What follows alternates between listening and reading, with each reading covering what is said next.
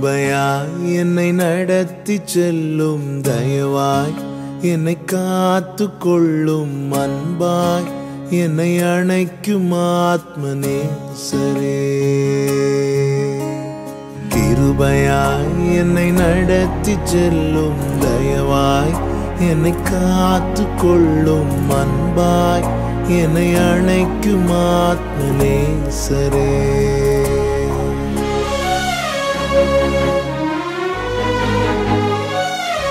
இன்றைய வாக்குத்தத்த வசனம். இயேசு கிறிஸ்துவின் இனிய நாமத்தினாலே உங்களை வாழ்த்துகிறேன். கர்த்தர் உங்களை ஆசீர்வதிப்பாராக. கிருபையா இந்த நாளை காண செய்த தேவன் அதிசயமாய் உங்களை நடத்தி உங்களை மகிழ பண்ணுவாராக. யோவான் சுவிசேஷம் 6வது அதிகாரம் 38வது வசனம். என் சித்தத்தின்படி அல்ல, என்னை அனுப்பினவருடைய சித்தத்தின்படி செய்யவே நான் வானத்தில் இறந்திறங்கி வந்தேன். கர்த்தருடைய பரிசுத்த நாமத்திற்கு மகிமை உண்டாவதாக. ஆண்டவராகிய இயேசு கிறிஸ்து சொன்ன வார்த்தை இது. அவர் சொன்ன வார்த்தையை கேட்டீர்களா? என் சித்தத்தின்படி அல்ல, என்னை அனுப்பினவருடைய சித்தத்தின்படி செய்யவே நான் வானத்தில் இருந்து இறங்கி வந்தேன். தம்மை குறித்த நிச்சயம் இருந்தது. என்னை கேட்கிற அன்பு சகோதரா சகோதரி, நம்மை குறித்த நிச்சயம் நமக்கு தேவை. நம்மை தேவன் எதற்காக படைத்தார்? ஏன் இந்த குடும்பத்தில் பிறக்க வைத்திருக்கிறார்? ஏன் இப்படி ஒரு சூழ்நிலையில் தேவன் நம்மை வளர விடுகிறார்? ஏன் தேவன் இப்படி நடத்துகிறார்? இந்த நிச்சயம் நமக்கு தேவை. இந்த நிச்சயம் இல்லை என்றால் நம்மால் அடுத்த ஸ்டெப் எடுத்து வைக்க முடியாது. இந்த நிச்சயம் இல்லை என்றால் நமக்கு சரியென்று தோன்றுகிற எல்லாவற்றையும் நாம் செய்வோம். இந்த நிச்சயம் இல்லை என்றால் ஒரு நாள் வாழ்வை இன்பமென்று எண்ணி வாழ்ந்து, அதாவது இன்று புசிப்போம் குடிப்போம், நாளை உள்ளதை நாளை பார்த்துக்கொள்வோம், இப்படி ஏனோ தானோ என்று வாழ்ந்து கொள்ளும் வாழ்க்கையை நாம் தெரிந்தெடுப்போம். வாழ்க்கையை குறித்து நிச்சயம் இருக்க வேண்டும். இந்த நிச்சயம் நமக்கு கிடைக்கும் எப்பொழுது தெரியுமா? தேவ சமூகத்தில் காத்திருந்து செபிக்கும் போது பரிசுத்த ஆவியானவர் நம்முடைய வாழ்வின் ஓட்டத்தை குறித்த நிச்சயத்தை நமக்கு நிச்சயமாய் தெரியப்படுத்துவார். இதுதான் என்னை குறித்த தேவ திட்டம், இதுதான் என்னை குறித்த தேவ நோக்கம், இதை நான் செய்யணும், இதையே நான் செய்யணும். இந்த நிச்சயத்தோடு முன் செல்ல வேண்டும்.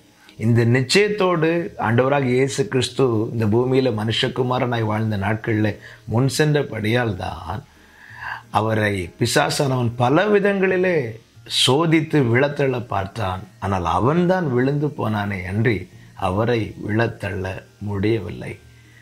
அவர் ஊழியத்தை ஆரம்பிக்கும் போது வந்து வித்தியாசமாக சோதித்து பார்க்கிறான். கல்லை அப்பமாய் மாற்ற சோதிக்கிறான். தேவாலயத்தின் உச்சியிலே கொண்டு போய் நிறுத்தி கீழே விழத்தள்ள பார்க்கிறான். எல்லாவற்றையும் காண்பித்து என்னை வணங்கினால் தருவேன் என்று சொல்லி பார்க்கிறான். எதையும் ஆண்டவர் ஏற்றுக்கொள்ளவில்லை. அவனை அப்புறப்படுத்தினார். அப்பாலே போ என்றார். ஜனங்கள் அவரை ராஜாவாக்க பார்த்தார்கள். அவர் விலகிதான் போனார். ஏரோது அவரை பார்க்க ஆசையாக இருந்தார். அவர் கண்டுகொள்ளவில்லை. ஏன்? அவர் எதற்காக இந்த பூமியிலே வந்தேன், தன்னுடைய ஓட்டம் எப்படிப்பட்டதாக இருக்க வேண்டும், என்ன செய்ய வேண்டும் என்கிற நிச்சயம் இருந்தது. இந்த புதிய ஆண்டை கிருபையாய் காண செய்திருக்கிறார்.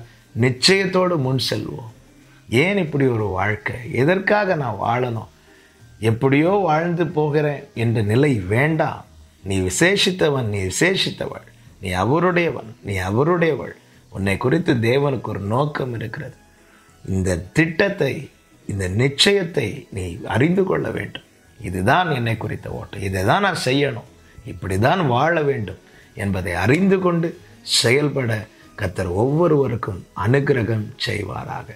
ஜெபிக்கலாமா? தகப்பனே, இந்த பூமியில் நீர் வாழ்ந்த நாட்களில் உம்மை குறித்த அந்த நிச்சயம், இதை செய்யவே வந்தேன் என்று சொல்லி அதை தான் செய்தீர் ஆண்டவரே. அப்படியே நாங்கள் காணப்படணும்ப்பா.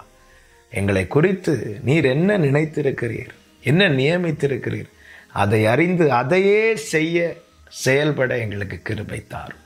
இயேசு கிறிஸ்துவின் நாமத்தில் பிதாவே, ஆமென்.